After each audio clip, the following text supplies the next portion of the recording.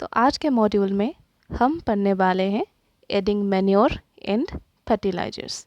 अब सवाल उठता है, हम मैन्योर एंड फर्टिलाइजर्स को मिट्टी में क्यों ऐड करें। देखो, हम डेली बेसिस में खाना खाते हैं कि नहीं। फिर भी कभी कभी क्या होता है ना, हमें कुछ विटामिन्स की डेफिशिएंसी हो जाती है। कभी कभी हमारी तबीयत ख़राब हो जाती है, तो हम क्या करते हैं, हम डॉक्टर के पास जाते हैं। तो डॉक्टर हमें कुछ सप्लीमेंट्स, कुछ मेडिसिन्स, सिरप, टॉनिक ये सब प्रेस्क्राइब करते हैं और कहते हैं कुछ प्रोटीन ऐड करें अपने डाइट में। तो उन विटामिन्स, कैप्सूल्स और जो सप्लीमेंट्स हैं, टॉनिक है, उसे लेने के बाद हमारी जो डेफिशिएंसी होती है ना बॉडी में, वो ख़त्म हो जाती है। और कभी कभी हम additionally protein powder, protein shake अपनी हेल्दी डाइट में ऐड करते हैं। उसी तरह क्या होता है ना, जो फार्मर्स होते हैं ना, उनके जो खेत में वो रिपीटेडली कल्टीवेशन करते हैं, हर साल हर सीजन में कल्टीवेशन करते हैं। जब पहली बार फसल की जो कल्टीवेशन करते हैं, तब क्या होता है, मिट्टी में जो भी न्यूट्रिएंट्स, आयंस, मिनरल्स अवेलेबल होते हैं, वो फसल उन्हें एब्जॉर्ब करके उसकी हेल्दी ग्रोथ हो जाती है प्लांट्स की, और अच्छी प्रोडक्शन के साथ साथ अच्छी हार्वेस्टिंग भी होती है। दूसरी बार जो फसल वो उगाते हैं, तब जो भी बचा कुचा न्यूट्रिएंट्स, मिनरल्स होंगे, उन्हें वो प्लांट्स एब्जॉर्ब करके अपनी ग्रोथ करते हैं। पर तीसरी बार कल्टीवेशन के लिए ना मिट्टी में और कोई न्यूट्रिएंट्स बचे नहीं होंगे। उस केस में क्या किया जाता है, फार्मर्स मैन्योर एंड फर्टिलाइजर्स को अपने मिट्टी में ऐड करते हैं और उसके बाद प्लोइंग करते हैं, या फिर टिलिंग प्रोसेस जो थी वो कर देते हैं। प्लोइंग करने के बाद मिक्सअप हो जाता है, जो मैन्योर और फर्टिलाइज़र है वो मिट्टी में मिक्सअप हो जाता है, और मिट्टी को जो भी न्यूट्रिएंट्स वो खो दिया था उसे वो रिप्लेनिश कर लेता है। मिट्टी की सॉइल की जो टेक्सचर है वो बना रहता है। तो इसीलिए हमें मैन्योर और फर्टिलाइजर्स को क्यों ऐड करना पड़ता है, ताकि प्लांट्स की हेल्दी ग्रोथ हो सके। The substances which are added to the soil in the form of nutrients for the healthy growth of plants are called manure and fertilizers। जो भी substances हैं जिन्हें हम soil में ऐड करते हैं as a form of nutrients, किस लिए, हेल्दी ग्रोथ ऑफ प्लांट्स की हेल्दी ग्रोथ के लिए, उसे हम कहते हैं मैन्योर एंड फर्टिलाइजर्स। जो मैन्योर होते हैं वो ऑर्गेनिक होते हैं, और फर्टिलाइजर्स केमिकली ट्रीटेड होते हैं, यानी वो फैक्ट्रीज में बनाया जाता है। Soil supplies mineral nutrients to crop. Soil से ही क्रॉप्स को मिनरल न्यूट्रिएंट्स मिलता है। These nutrients are essential for the growth of plants। ये जो न्यूट्रिएंट्स होते हैं वो काफ़ी एसेंशियल होते हैं प्लांट की हेल्दी ग्रोथ के लिए, अच्छी प्रोडक्शन के लिए। Continuous growing of crops makes the soil poorer in certain nutrients. अगर हम बार बार एक ही खेत में कल्टीवेशन करेंगे तो जो मिट्टी होंगे उनमें न्यूट्रिएंट्स की कमी बार बार दिखाई देगी। Therefore farmers have to add manure to the fields। इसलिए फार्मर्स को मैन्योर ऐड करना पड़ता है फील्ड में, ताकि सॉइल की टेक्सचर बना रहे, उसकी जो प्रोडक्टिविटी, उपजाऊ क्षमता है वो फिर से रिटेन हो जाए, और सॉइल की क्वालिटी अच्छी रहे। This replenish the soil with nutrients यानी कि carbon, nitrogen, calcium, hydrogen, oxygen, sulphur, potassium, magnesium, phosphorus, ये सारी जो न्यूट्रिएंट्स हैं वो फिर से मिट्टी को मिल सके, इसलिए मैन्योर ऐड किया जाता है। This process is called manuring. ये तो होल प्रोसेस है जिसमें मैन्योर मिलाते हैं, फिर उसको प्लोइंग करते हैं, मैन्योर मिट्टी में मिक्स हो जाते हैं। इस प्रोसेस को क्या कहा जाता है, मैन्योरिंग कहा जाता है। इम्प्रॉपर और insufficient manuring results in weak plants. Plants को जितनी मैन्योर की ज़रूरत है, ना ही उससे ज़्यादा देना चाहिए, ना ही उससे कम देना चाहिए। अच्छी प्लांट ग्रोथ के लिए जितनी ज़रूरत है उतना ही देना चाहिए। अगर आप इनसफिशिएंट मैन्योरिंग करेंगे, सफिशिएंट मैन्योर प्रोवाइड नहीं करेंगे, तो प्लांट्स वीक होंगे, उनकी हेल्दी ग्रोथ नहीं होगी। इस फिगर में देखिए, प्लांट्स खड़े भी नहीं हो पा रहे हैं, बीच में टूट गए हैं। अगर इन्हें सफिशिएंट मैन्योर दिया गया होता तो फिर ये सीधे खड़े होते। सफिशिएंट नहीं दिया गया है इसलिए वो बीच बीच टूट गए हैं। इम्प्रॉपर यानी जो भी मैन्योर वो अच्छी तरह से डिकम्पोज नहीं हुए होंगे उन्हें इम्प्रॉपर कहा जाता है। इसलिए मैन्योरिंग के वक्त फार्मर्स को ध्यान देना पड़ेगा ताकि प्रॉपर और सफिशिएंट मैन्योरिंग हो सके उनके फील्ड में। Manure is an organic substance obtained from the decomposition of plant और एनिमल वेस्ट। मैन्योर एक ऑर्गेनिक सब्सटेंस है। ऑर्गेनिक मतलब उसमें कार्बन कंपाउंड्स प्रेजेंट होंगे। जो भी नेचुरली बनते हैं उसमें कार्बन्स होते ही हैं, वो कार्बन से ही बनते हैं। तो जिस सब्सटेंस में कार्बन प्रेजेंट होंगे उन्हें ऑर्गेनिक सब्सटेंस कहा जाता है। मैन्योर कैसे बनता है? डिकम्पोजिशन ऑफ प्लांट और एनिमल वेस्ट। जो भी डिकेइंग प्लांट होंगे, एनिमल वेस्ट जैसे कि गोबर, वो सब की डिकम्पोजिशन के बाद मैन्योर प्रिपेयर किया जाता है। आपने देखा होगा, आपने किसी तरह की पैडी के फील्ड देखे होंगे। वहाँ जो पैडी के फसल होते हैं, पैडी क्रॉप होते हैं, उसकी हार्वेस्टिंग के बाद हम क्या करते हैं, जो पैडी ग्रेन होते हैं ना, चावल की जो ग्रेन होते हैं, उसे हम मेन प्लांट से अलग कर देते हैं, उसे ही यूज करते हैं। इसी तरह बड़े बड़े खेतों में कितने सारे इसी तरह plants, huge amount of plants ऐसे ही पड़े होते हैं। तो उसको क्या किया जाता है, उसे अगर हम जलाएंगे तो काफ़ी पोल्यूशन क्रिएट होगी, एयर पोल्यूशन हो जाएगी। तो इसलिए फार्मर्स क्या करते हैं, अपने ही खेतों में बड़ा बड़ा गड्ढा खोद देते हैं, उसमें वो सारे प्लांट्स को डाल देते हैं और ऐसे ही छोड़ देते हैं। कुछ वक्त बाद, कुछ महीनों बाद देखा जाता है वो डिकम्पोज होके ऑर्गेनिक मैन्योर में कन्वर्ट हो जाते हैं। फिर फार्मर्स उसे लाके अपने खेत में अच्छी तरह से फैला देते हैं। इसी तरह वो जो सारे प्लांट्स होते हैं ना, वो यूज हो जाते हैं।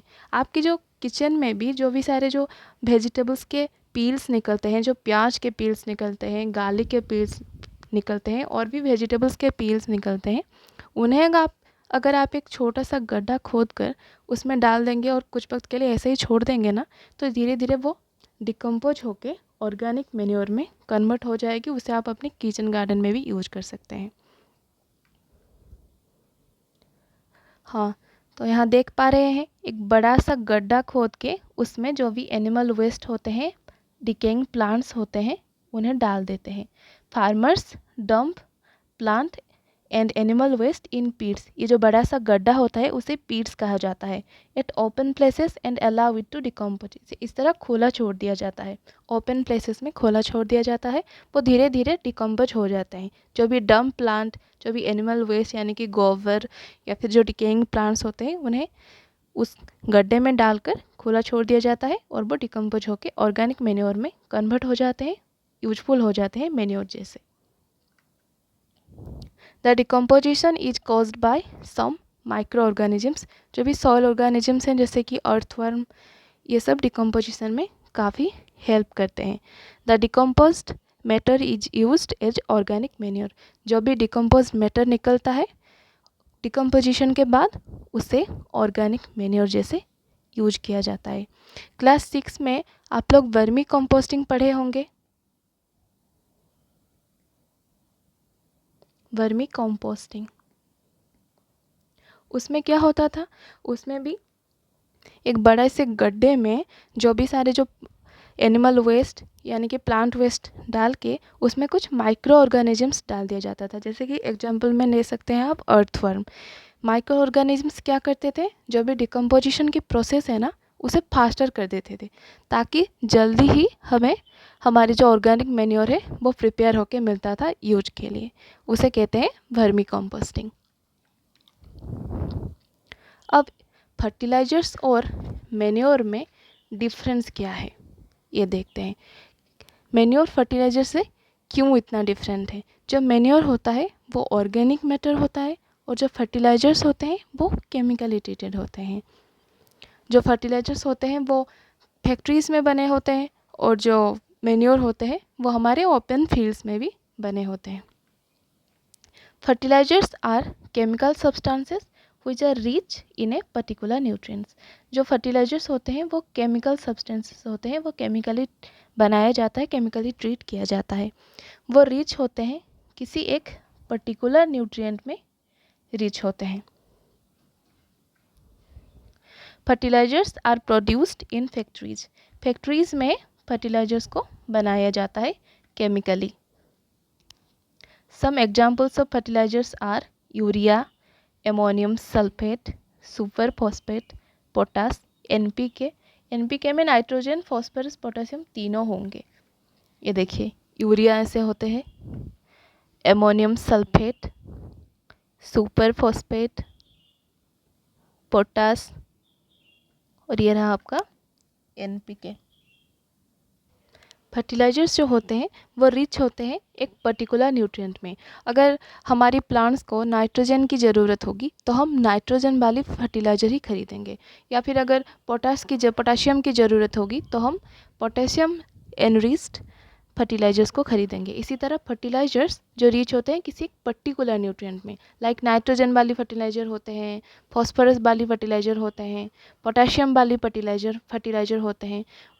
पर मैन्योर में क्या होता है, सारे मिनरल्स जो आयंस होते हैं वो थोड़ा थोड़ा कम क्वांटिटी में होते हैं पर सारे होते हैं। The use of fertilisers has helped farmers to get better yield of crops such as paddy, wheat. तो फर्टिलाइजर्स को यूज करके हमारे फार्मर्स को काफ़ी अच्छी प्रोडक्शन मिली है, अच्छी हार्वेस्टिंग मिली है।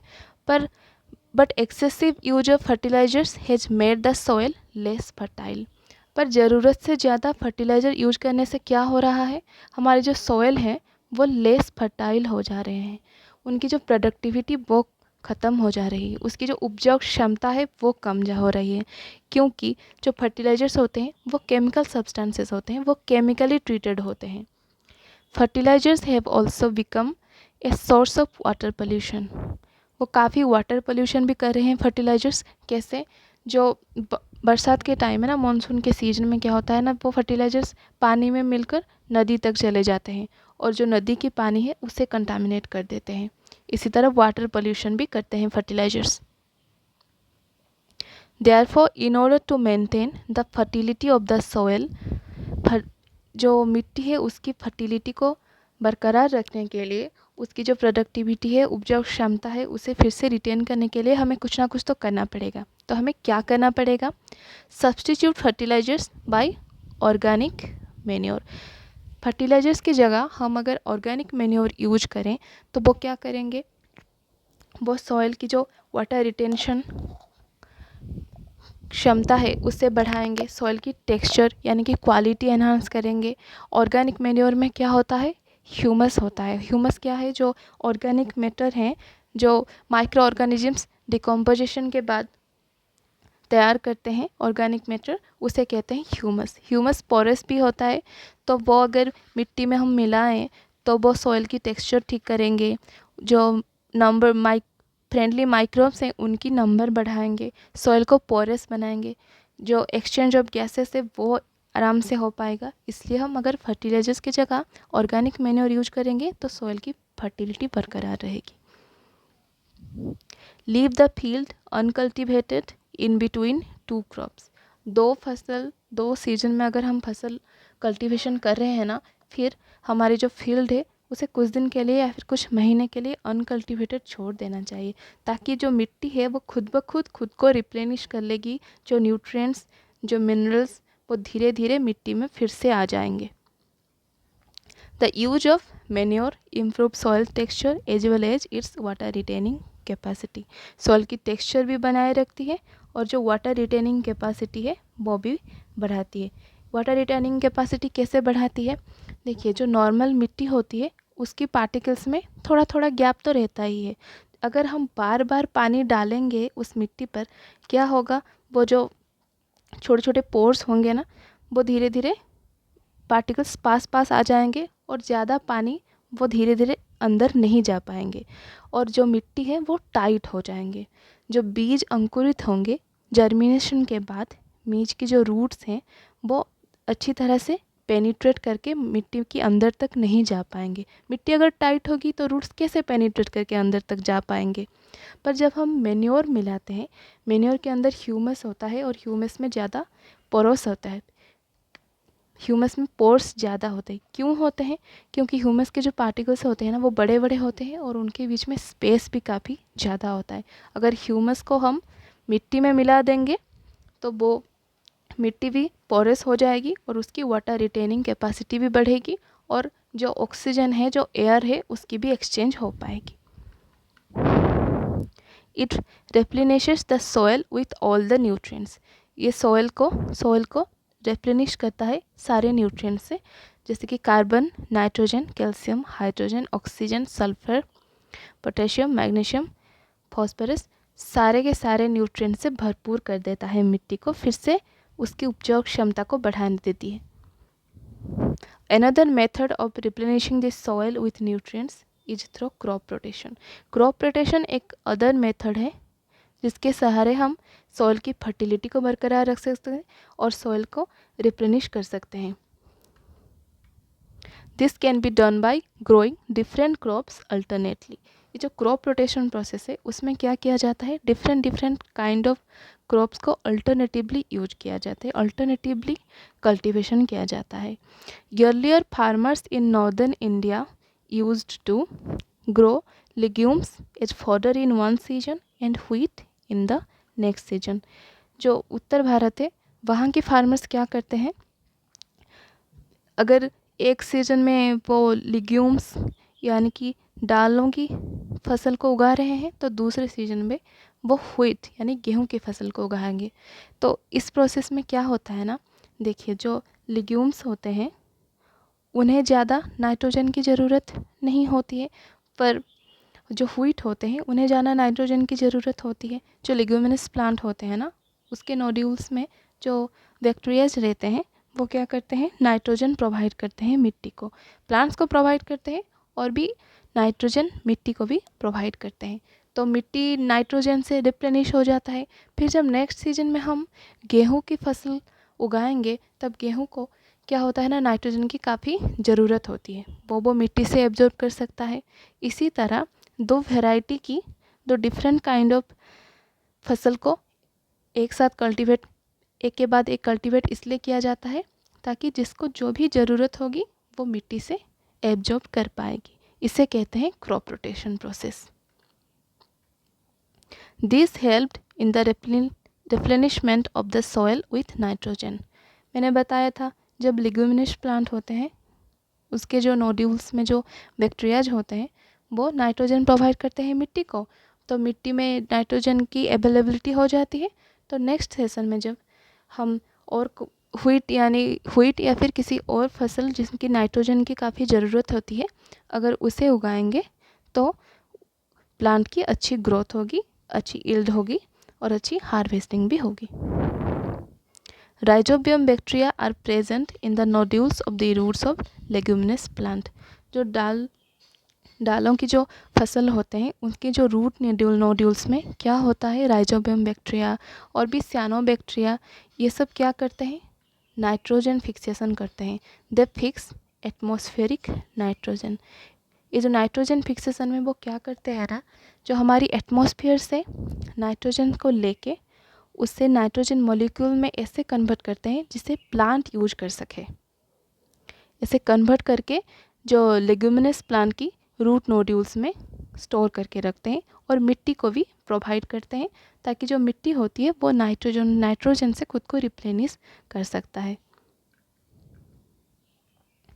Farmers are being encouraged to adopt this practice. ये जो क्रॉप रोटेशन प्रोसेस है इस प्रैक्टिस को फार्मर्स को यूज करने के लिए काफ़ी एनकरेज किया जा रहा है ताकि सॉइल की फर्टिलिटी बरकरार रहे और उसकी टेक्सचर अच्छी रहे। तो बच्चों आज के सेशन में बस इतना ही, फिर मिलते हैं नेक्स्ट सेशन में। Thank you.